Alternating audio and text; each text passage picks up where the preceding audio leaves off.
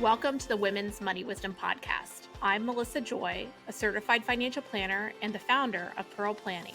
My goal is to help you streamline and organize your finances, navigate big money decisions with confidence, and be strategic in order to grow your wealth. As a woman, you work hard for your money, and I'm here to help you make the most of it. Now, let's get into the show.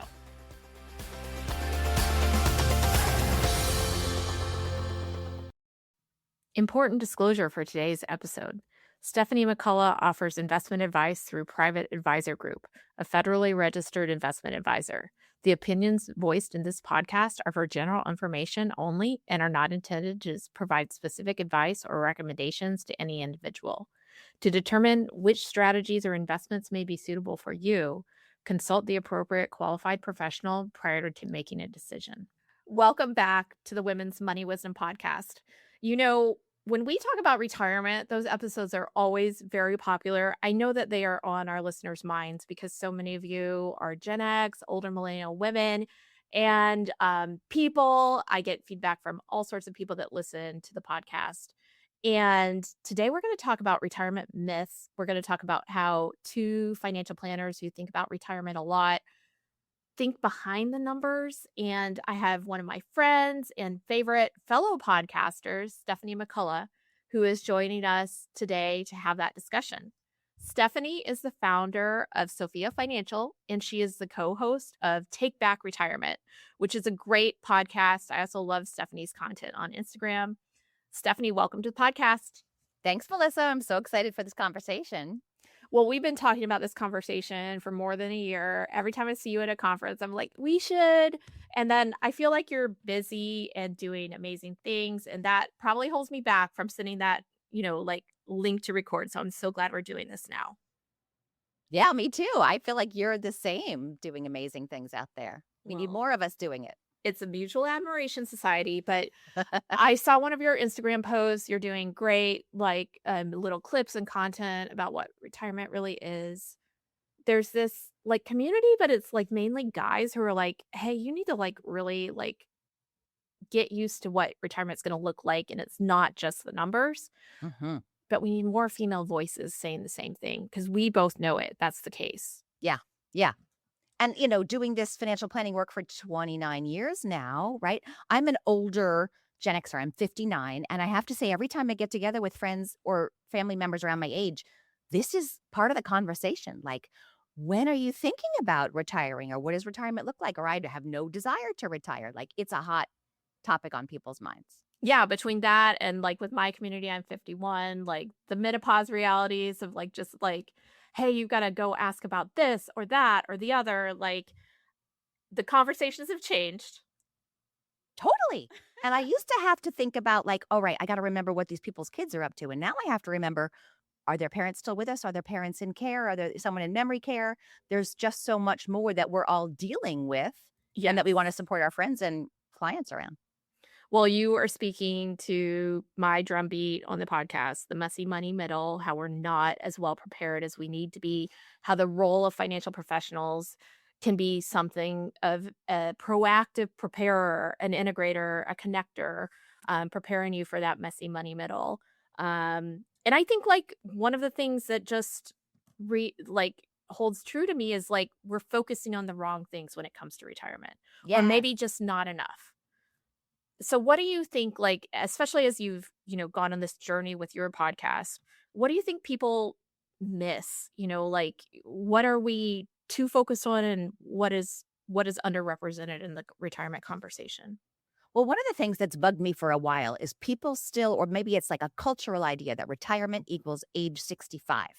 Yes. And I think that airs on two fronts, right? Research shows a lot of people retire or are forced to retire are either by health or by layoffs. Hello, ageism is real. Earlier than 65, and they have to reinvent or do something. And of course, a lot of us want to stay active and engaged and vibrant and doing something and feeling, connected with the world and making an impact. Plus, longevity is real, right? Even though all my clients say, I don't want to live that long. Oh, well, that's nice. Someone's going to live to be 113.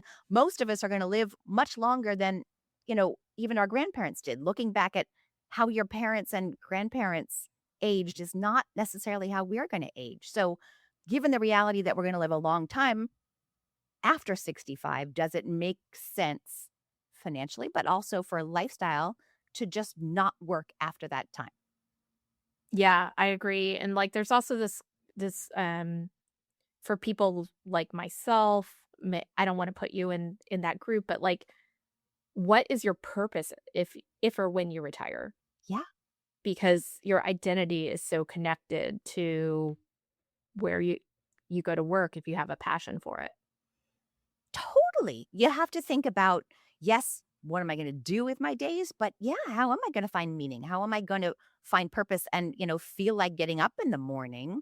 And okay, maybe your job wasn't exactly what you would like, but it gave you purpose in some way or other. I mean, I feel like some of my clients, they know exactly what they've been wanting to do, Yeah. and others are a little bit kind of up in the air, or when faced with it, they haven't really thought through, "Oh, I might experiment with that, or I might like to try this." I think it's one of those areas where preparing, maybe doing little experiments, having conversations, right? Deep introspective conversations can only help. It's true, and I see some families that are like, that is the goal. Like, when you say, "What's your retirement goals?" They come to you in their 40s and they're like, "We are retiring at age 60," whatever the case may be. Yeah. And it's like they're both locked in, they're both ready to go. Somebody's kind of been like they've got the spreadsheet, maybe they're engineers, a lot of them are. Um, but like there's that dynamic, but that's rare Yes. as far as I'm concerned. I see a lot where maybe there's dissatisfaction with one person's career and the other is really that, like this is who I am. And so then, like there may be a presumption that they both need to work until the same age, which doesn't necessarily need to be the case. Right.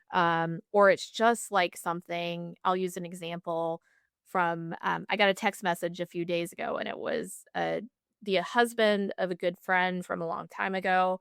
He said, my wife said that you work with people in finances.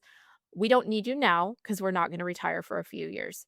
But when we do, we need you. And I wanted to be like, oh, you do need me now, though, because like there's so many more things I can do 5 years out than the week of. Absolutely. That is the perfect time to start talking to a financial planner because there's so many moves you can make, things you can put in place, but you've got to do it before you actually need them. It's Like so you've true. got you've got to have some time to build up whatever it is. Yeah, we get super excited when people come in 5, even 10 years out from when they think they need to make that switch from accumulating money to maybe stopping accumulating or spending some of it, even if we don't call it exactly retirement. I always put retirement in quotes. Yeah, it's true. I think we are fortunate at Pro Planning to start working with a lot of people actually in their 30s and Mm. 40s, and they're just those like superstar students who have kind of got past the maxing the retirement account, and they're like, "Oh, we think we like have some more questions," and I'm like, "Oh my gosh, you guys are going to be so well prepared for whatever life brings you, whether it's an opportunity or a setback." Because that is actually what the iterative process of financial planning is like it's a prep course in life's uncertainties and turns, and it's also an expander pack for your ability to get things done. Mm. But also if you're kicking yourself and you're like, no, I'm retiring like next week, like Stephanie and Melissa are saying, I made a huge mistake. That's not the case either. It's still worth a call. Absolutely, because the financial planning part gets so much more complicated in retirement or close to retirement, or even just closer to the age of Medicare and the age of Social Security. And, there's a time when the IRS says you have to start taking money out of your retirement. Like there's just more, yes, there's more uncertainty. Like as Hmm. you're planning for retirement, you're trying to get to a certain pot of money, which we can dispute, but still it's kind of simpler. Yeah. But we don't know how long you're going to be around. We don't know how much money you're going to need. We don't know what inflation's going to do. Like there's a lot of unknowns, which doesn't mean don't plan. It means plan. We can at least try to narrow the range of outcomes, and we can know, to your point about the iterative process, we're making total guesses, but doing the guesses helps us know how to shift, when the shizzle hits the fan, because it will. That's true. Like if you look we both started working in the mid to late 90s, right? Yep. In this world and we've lived through a lot, like having for me 25 plus years of experience in the world, thrown for a lot of curveballs, also seen a lot of unfortunately personal curveballs thrown at people, but you cannot exactly forecast the next 25 years No or way. 30 years. And the reality is that retirement is not a finish line, it's a starting line. Yes. Yes, and it's really about like, okay, what are the financial tools that we would as financial planners would suggest that you've got in place so that you're as resilient as possible. I mean, yes, you might get curveballs, but you might also like pivot yourself. You might discover some fabulous new thing, or you really want to move to the desert, or, things you couldn't have foreseen on the positive side. And we want you to have that flexibility to make those pivots. So true. I think like another, kind of consideration is that when you read, if you're just a personal finance guru who's going and educating yourself, chatting it up, reading research, listening to some of the experts, you go to like things like safe withdrawal rate or like asset allocation wisdom that may or may not be as real world. And what needs to be infused with that is not like 4% forever. Like I once told a 72-year-old who was like, I would like you to send me 4% of all of my accounts. And one of the biggest challenges for him was like, okay, you guys have $10 million. And if you just send 4% from every single account, including your $3 million IRA, um, you're going to have a tax impact that would be different if we could be choosy on which accounts we sent. Also, you're not Yes. spending that 4%. So anyway, I digress. But actually, like, I feel more than in my entire career compelled to encourage people to spend more in their early retirement because I just see it consistently. Yes. Even the people I'm concerned about spending too much just stay closer to home and spend less on an inflation adjusted basis in their 80s and 90s when they make it that far. And Yep. it's a waste if you don't have permission to spend earlier as long as it's not in just outrageous ways. I'm totally with you. And I have totally changed. I've kind of gone from, like you said before, like what I was mentored on, what I learned from the experts. But then in reality, all right, I had lunch yesterday with a couple. They're both 78. And she had always wanted to travel, and he was a little hesitant to spend more money. And now he's got health issues and he can't take a long flight. And she could, he says, go with your friend, but she doesn't want to leave him with his health issues. So now And sometimes you here can't they are, eventually 78. leave them. So, Right. especially you have a double probability of having lingering or chronic health conditions when you're with a partner. Yeah. Yeah. And so it's not just your health, it's both of your health that is part of the equation. Whereas this other couple I worked with who are closer to my age, they're like 59, 60. They last year, finally, I convinced them they're still working. They took the big 3-week trip to Portugal that they've been talking about forever. And we talked very much about, okay, if our projections don't go as forecast, our software tends to talk about success versus failure in our retirement projections. Right. But I really tell people now all the time, we're not talking about failure. We're talking about adjustment. That's Because so I think true. when people hear failure, they think I'm living under a bridge. Like, no, just when you're 75, maybe you can't take trips anymore. And you sit at home in your rocking chair looking at your pictures from the great 3-week trip to Portugal that you finally took, as opposed to being terrified. And there's research showing a lot of retirees die with more money than they retired with. That's not the goal. Money is not the goal. Money in itself, accumulating more, is not what we're trying to help you do. It's so true. And, dying with the most, there's no price for that. Oh, Um, I also think like um you and I have lived through multiple multi-year recessions as professionals. yeah. recently, there's not as many examples of those, but I can remind my retiring clients that are in their 50s or 60s. I have one set in their 40s, and they didn't have probably as much experience in '08 and '09.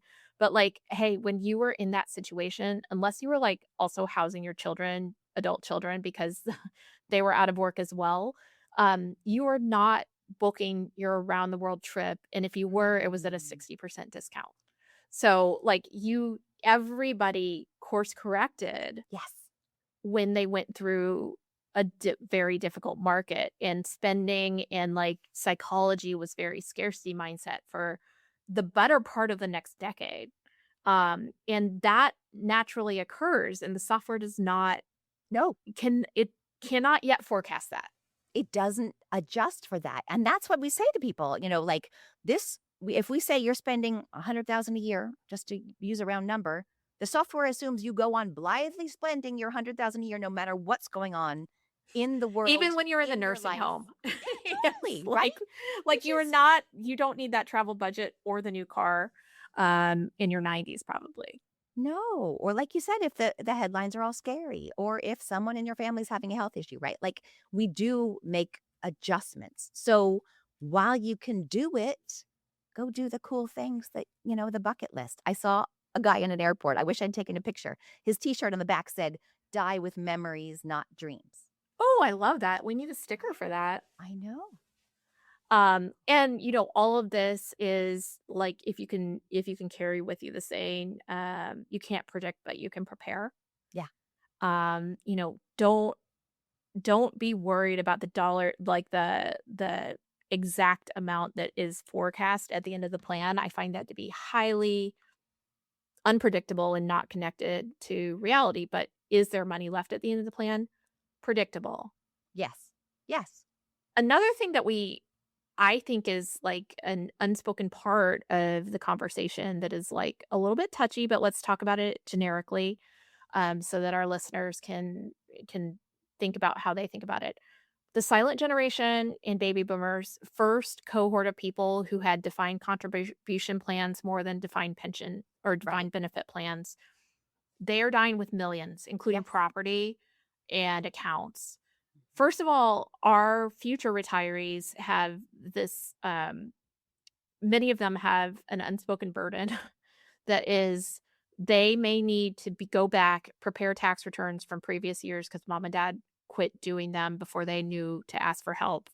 They may need to be going, and it matters if mom and dad have accounts at 45 different banks, a Oh CD at every gosh. I'm an one. executor right now. Yes. And, Mm-mm. and there is a component that can be a part of what can, become a really burdensome part of your life, which is taking care of family members. And I will just, shameless plug, but like calling a financial professional like Stephanie or myself and asking, like being like, we need some help because my whole life is administering, um, a living estate, right now could be on your list. But then many people are inheriting larger sums of money, and how do you think about that before you receive the funds? Like, I do not like putting it into the financial planning software, but it needs to be spoken kind of because it helps to identify how you plan for everything else. It's so important, and I've been having this conversation with a couple because they had been saying, like, "We don't wanna count on her mom's money. Of course, we don't want her mom's money, we wanna be okay on our own," and it feels morbid to talk about the money. But at the Agreed. same time, in their situation, if we plan for 0 inheritance, or if we plan for kind of the minimum we think, like, there's a pretty big range, but Mhm. even the minimum we think basically doubles their retirement savings. So, and we don't know when they're gonna get it, but we think they're gonna at least, right? Mom owns 2 homes, one up Yeah. north, one in Florida. So just if she has the 2 homes, she also has a pension and Social Security, and she's not spending that. So chances are there's much more. But planning for 0 versus planning for half of the 2 homes, splitting it with her brother, changes what they can do now. And yes, Mhm. we can stress test it for, all right, what if she lives to be 107? Okay. Are we endangering your situation between now and then? But I don't want to plan for 0 Because if she dies at 107, then they're in their late 70s and they're not going to be doing the fun things. This So is what we're this is seeing another thing I've more. changed my Yeah, it is absolutely like our profession looked at demographics 20 years ago, 30 years ago. It was like, there is a wave of inheritance coming. All of these people, and it like talk about more of it. It was like, They've been saying it since pre, I started doing this work. right. But it's happening now. Yet it is happening to people like they are inheriting literally in their 70s. Mom lived to 99, Yes. or definitely in their 60s. A little bit, for Gen X, but like it is definitely like you were typical, Stephanie, right? Like late 50s is when all your friends are like dealing with parents' estates, or else trying to get to their doctor's appointments, while they're also trying to get, access to accounts to pay bills. And trying to have the conversation. Hey, mom, are you going to be okay? Like, am I going to need to support you? Or are we talking inheritance not because I'm greedy and want the money, but it affects the planning? And a lot of that older generation, they were brought up like, you do not talk about money. Do You not don't tell discuss. your kids that they're going to inherit because then they'll become greedy little bastards. Like there's a big issue with the communication, right? There's that great book by Cameron Huddleston, Mom and Dad, We Need to Talk, with Mhm. tips on like how to get into these conversations. I think that's a big issue around retirement is family conversations, whether it's the generation above, siblings that you might have to be power of attorney for, kids, like we got to talk about this stuff more. Yeah, I mean, the flip side is, like, kids that could be holding back the ability to retire, or, it's like, "Hey, it's been." I see this often, and I don't wanna overgeneralize, but, like, with, single women, maybe widowed or divorced, where, like, the bank of mom just never quit, Oh yeah. and, but there is more limited means, maybe there's not an expected inheritance, and it's like, "Hey, these are real impacts, and we're talking about, like, a full-grown adult here." Like, I don't think it's done any favors to have, like, health insurance lasting until 25 or 26. And Yeah. so I mean, yes, I'm for it, but also there's this, like, the cord stays very connected in a time where also, like, I'm I might have a kid that lives in the house. Like, one of them seems like really enjoys being close to home, but, like, does that mean that there's no rent? Even if it's, like, you need to kind of, um, mimic some reality, and or sometimes you need to have difficult discussions. Yes, and I feel like especially women have picked up this message that if they're worried about their own financial security and accumulating wealth, heaven forbid we use that word, that's selfish. And we got to push back on that. It's not selfish to look after your own financial security because guess what? If you give away too much now to kids or whomever, you might end up sleeping on their couch. Like they probably don't want that down the road either. So it's never selfish to prioritize your own financial health. Yeah, your self-interest is not selfish, it's actually, like, part of the kind of American contract, right? Like, we are not in a, um this is, like, the patriarchy is not there to help you. You've got Absolutely not. to be accountable for yourself, but also encouraging independence with the next generation is a gift. It is Yes. not a curse. That is something that if it hasn't happened yet, then, maybe that's where you need to invest in professionals, whether it's psychologist or financial planner, because like Yeah. a perpetuity of interdependence is often not sustainable. Financial coaches can be super helpful, right? Like the Mhm. feeding that thing. I feel like it's one of those things that the family conversation can be super fraught. So bringing in a you know, Mediator. yes, right? Some kind of independent professional who doesn't have the emotional ties can be really helpful. For sure. Well, I wanted to like include in this conversation a few kind of questions, like, what do you think? Air your full honest assessment. Or I just like speed round. I'll include my own thoughts as well. I haven't scripted them, so we'll just see what comes out. But the first question I have for you, Stephanie, is what is the most overrated retirement rule? I think it's the 4%. Like people get so stuck on I it. don't love it either. It's Yeah. it's so problematic. The research when you dive into it of how they came up with it, like it's to get through the worst of possible times. So then if you limit yourself to 4% and you don't live through the worst of possible times, you've underspent. Most Yeah. people spend less as they age, as we've said. Like there's a lot of issues with it. It's really built what you don't realize unless you did a lot of research is it's built for like a 30-year window. Mm. It's not built to have any sort of resilience in the plan of like adapting. Right. I don't love it either. Another one that I just think is like it's built from our grandparents' generation is like you should look at your age and that should be your allocation. Oh yeah.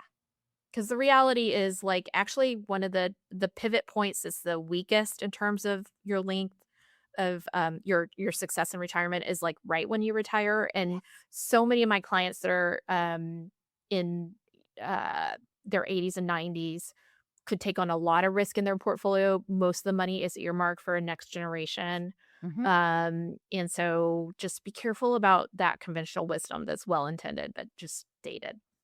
The riskiest day of your investing life is the day you switch from accumulating to decumulating. Because if So that's when true. the bad times hit, yeah. What is the most underestimated retirement expense in your opinion? I think I feel like there's been some talk about this, but maybe it's just kind of in our world.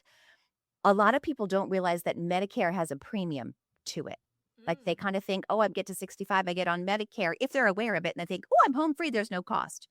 Well, there is a cost, and the cost is actually graduated, right? Depending on your income 2 years previous. There's IRMA, which I don't never remember what it stands for, but it's basically the surcharge on the Medicare The premium tax on your Medicare premium if you made more money.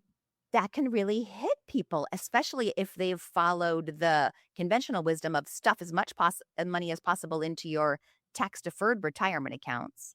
And then when you start taking it out, you're not necessarily in a lower income tax bracket in Yep, retirement. so true. I think, another medical expense because I do think it kinda lumps into medical is, like, dental, Oh, if you're can be huge. Like, I had a client that spent 50 or 60,000 oh, on easy. dental work, Mhm. and that is just not covered. It's a tax deduction, maybe, but And it's things you don't want to be doing, but you yeah. need teeth, right? Like it's never pleasant. Yeah, and if you were somebody who, just, embraced more supplements, things that aren't typically covered by prescription plans, things like that, Yeah. that's another where just you need to be, like, full honesty. Same with, like, med spa, plastic surgery, like, tell us if you plan a facelift, like, Yeah. we'll put it in the plan. Even chiropractic's not really covered, right? Some of these alternative therapies that people are into, including me. But like, yeah, we got to look into that. Yep. What do you think one thing is that people should stop worrying about? Stop worrying about, oh, I think getting it exactly right. Mm. Or this idea like, oh, I should know this stuff. I'm so bad at it. Like I'm bad at money. Like, okay. You don't have to go and get an advanced degree and read all the books to make smart money moves, right? Like kind of give up the perfect, right? Perfect is the enemy of the good, is the enemy of momentum and taking healthy steps. Like the conversation with your parents, you don't have to have it all nailed down, but start. Just Yes, just start. get started. I think I'm willing to, like, put this on a reel and come back and have it bite me, but, for wealthy people, like, stop worrying about whether Social Security will be there. I Totally. think it will. I think it'll be adjusted. It takes a crisis for, government to act. Yep. You can definitely give a haircut in the assumptions, but I think Yep. it's, a social contract that's gonna exist. Retirees vote. Yes, they do. Uh, okay. What's one thing people aren't worrying enough about? I I'm not sure if worrying's the word, but like thinking about having a plan for aging. Like how do you want to age? And we all want to be healthy until we drop dead, but if you have reduced capacity or reduced mobility, what do you want to happen? Do you want to stay in your home and get a chairlift? Do you want to try to live on one floor? I have one couple, they're in their like mid 50s. They want to move to a continuing care retirement home like tomorrow. because both their parents lived in one and they thought it was great. They've thought about it. They have a plan. They know where they want to go. But a lot of us kind of just do the head in the sand. Even a family member of mine, right? Her husband recently fell down the stairs in this Oh, old poor house that's guy. really steep. Then he was paralyzed and then he just passed away. And she's still in the giant old home, Yeah. right? Like, Change is hard. it's hard. But the most beautiful aging stories I've seen, I use my first mentor in the profession as an example. She moved early to um, a retirement community, and they have just been a beacon to what a great retirement should look like. They nailed it, and it was because they were willing to let go of a little bit more earlier. Mm, right? And they can meet their people and get involved in the community. And we're not saying everyone needs to move to a retirement community, right? But I interviewed a woman on our podcast who realized after she cared for both of her parents and then they died, she was single, no kids. She's like, who's going to care for me? So she changed her whole life while she was still younger and vibrant, right? She moved to a high rise with people of all different ages and she got to know her neighbors and she was in a walkable community and she had doctors that were nearby. Like, she put the things in place to be able to solo age I love it. in a smart way. It's so proactive and empowering what you're Yes. describing. Okay, I've got a hot take on this one too. I think that hopefully some of our listeners are listening who are these people. We don't talk because you don't work with a professional advisor because you're really good at managing your own money. And I see you and I'm not judging you for that. Yeah. But that group of people is very much at risk when it comes to their older years because Mm. when you lose capacity, your finances are one of the first places where it goes. It can Yeah. be an indicator, a warning sign, and all of your smart stuff, all of your stock picking or, you know, the Bogle headboards are not typically set up to be on self-managed. Right. Um, and you've also likely told your family that this is the way that you should manage your money. I think of people who have brought me portfolios and said, "Mom or Dad were so smart when it comes to finances," and you see a portfolio that is obviously dated from 2010. Mm. And they were, and they've accumulated a lot, but there's a lot of things that cannot be managed on autopilot.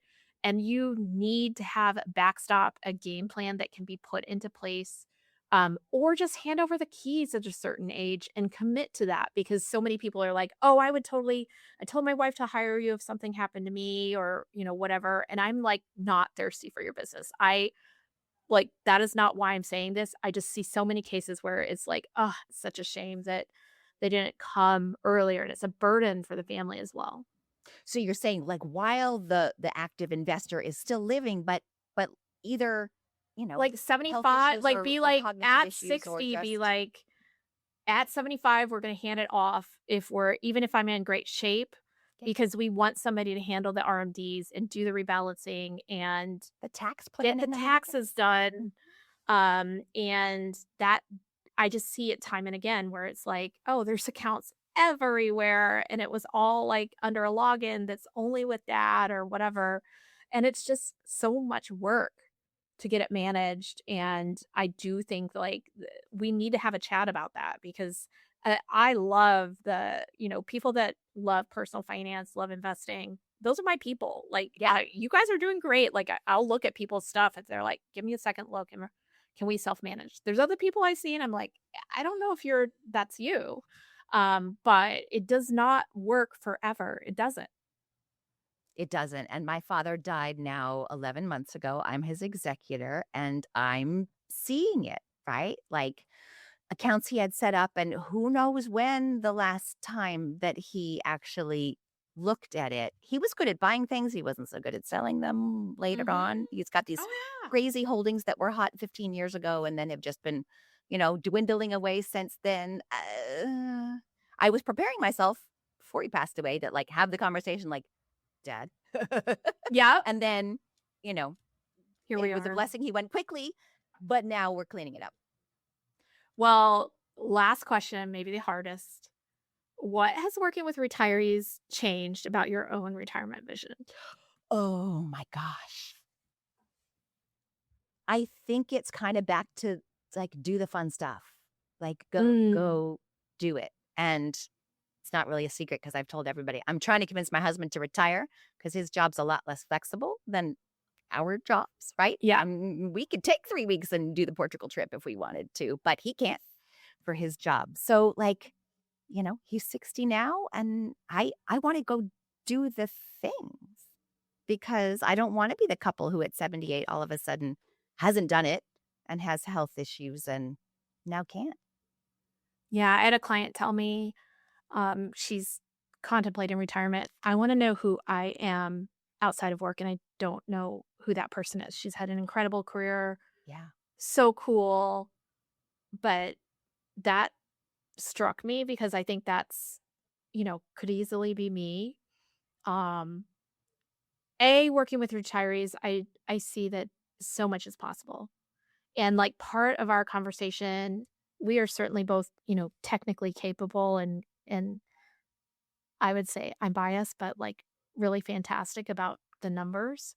But also, it's about being seen as a person, being, encouraged to dream and see possibilities, but I think it will be easy for me to retire a bunch of people and still be kind of, self-chained to the desk. And Mhm. so, I do have intentions. I'm 51 of having a game plan by the time I'm 61 of when I would retire because there's so many people in our profession for a variety of reasons, whether it's their personality being tied to the profession, as well as it's just like kind of a nice stream of annuity income that you don't want to give up, that Yep. retire a ton of people and never retire themselves. I do not want to be an 85-year-old. And I don't think anybody wants to hire me as future me in my 80s. But I do wanna have a purposeful retirement plan that still has room, and I do wanna explore in the next 10 or 15 years who I am and have and build that life outside of the financial profession. And all of my clients doing amazing things in retirement and really living blessed lives is a wonderful, um, encouragement on that Yeah. path. Role models for you. They are, and, like, we get to see so many cool things and see It's true. them, kind of, um, on the whiteboard and then happening, and, I wouldn't give that up for the world. It's a wonderful opportunity to get a chance to talk to people about retirement. Retirement isn't limiting, it's empowering if you do it the right way. Totally. We've had a kind of occasional series within the podcast called Real Retirement Stories, where we have Ooh, people who good have one. retired women and then they share what they're doing now. And one with her friends started a podcast called 80s TV Ladies. And they like Yes! look at 80s TV shows and then they interview like the producers and writers and stars. She has had so much fun. And she worked for, I don't know, one of the networks her whole career. Like, so it ties in. But I mean, she would never have imagined that. There's some really fun stuff that can be done. Well, Stephanie, how can people find the podcast as well as your socials and any place else you wanna send them? Thank you, Melissa. So the podcast is called Take Back Retirement. It's in all the podcast places. And the company is Sophia Financial, Sophia with an F. I'm Stephanie with a PH, Sophia with an F. So it's at Sophia Financial on all the various social places and YouTube. Thanks for the real discussion when it comes to retirement. I loved having you. Let's do it again sometime. Awesome. Thanks, Melissa.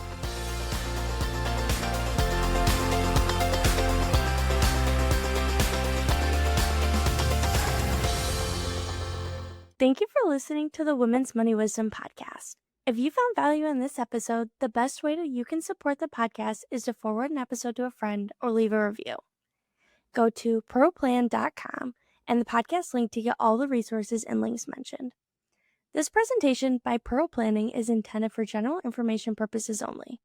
No portion of this presentation serves as a receipt of or a substitute for personal investment advice from Pearl Planning or any other investment professional of your choosing. Copies of Pearl Planning's current written disclosure brochure and Form CRS discussing our advisory services and fees are available upon request or on our website platform at pearlplan.com. The information that we share is meant to educate and inspire, not serve as personalized financial advice. Everyone's situation is unique, so be sure to consult with your own financial professional for guidance that fits your life. And just so you know, the opinions shared in this podcast are Melissa's own and those of her guests. They don't necessarily represent any organizations with which Melissa is affiliated. For more important disclosures, please go to our webpage at pearlplan.com.